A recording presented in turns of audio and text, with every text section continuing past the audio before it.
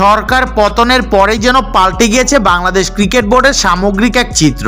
বোর্ডের দায়িত্বে থাকা একাধিক পরিচালক এবং কর্তা ব্যক্তিরাই ছিলেন সদ্য বিদায়ী আওয়ামী লীগ সরকারের ঘনিষ্ঠ। শেখ হাসিনা সরকারের পদত্যাগের পরে আত্মগোপনে আছেন তারা। সেই সুবাদেই উঠে আসছে বিসিবির গত দেড় দশকের অন্যায় অনিয়মের অভিযোগ। দীর্ঘ সময় নীরব থাকলেও এবার ক্রিকেট বোর্ডের ওপর ক্ষোভ প্রকাশ করতে শুরু করেছে জাতীয় দলের সাবেক, বর্তমান থেকে শুরু করে ক্রীড়া সংগঠকরাও। বিসিবি যেন এখন সমালোচনার তীরে পুরোপুরি বিদ্ধ। এরই মাঝে গতকাল উঠেছে নতুন অভিযোগ।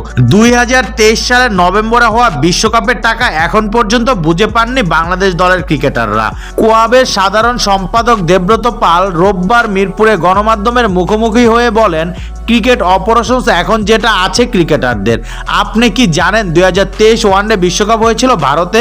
সেই ওয়ানডে বিশ্বকাপের টাকা আইসিসির সঙ্গে ইন্টারন্যাশনাল ক্রিকেট অ্যাসোসিয়েশনের যে চুক্তি থাকে 50 দিনের মধ্যে টাকা দেওয়ার কথা, এটা খেলোয়াড়দের মধ্যে বন্টন হয়। সেই টাকা এখন পর্যন্ত খেলোয়াড়দের দেয়া হয়নি। এদিকে এই প্রসঙ্গে বিসিবি দিয়েছে ভিন্ন এক জবাব। বাংলাদেশ ক্রিকেট বোর্ডের একটি সূত্র জানায়, এখন পর্যন্ত আইসিসির পক্ষ থেকে এই অর্থ বাংলাদেশের কাছে পাঠানো হয়নি। বোর্ডের সেই সূত্রের ভাষ্য, আইসিসি টাকা এখনো পাঠায়নি, টাকা একটা প্রক্রিয়ার মধ্যে পাঠায়। শ্রীলঙ্কা গত মাসে পেয়েছে।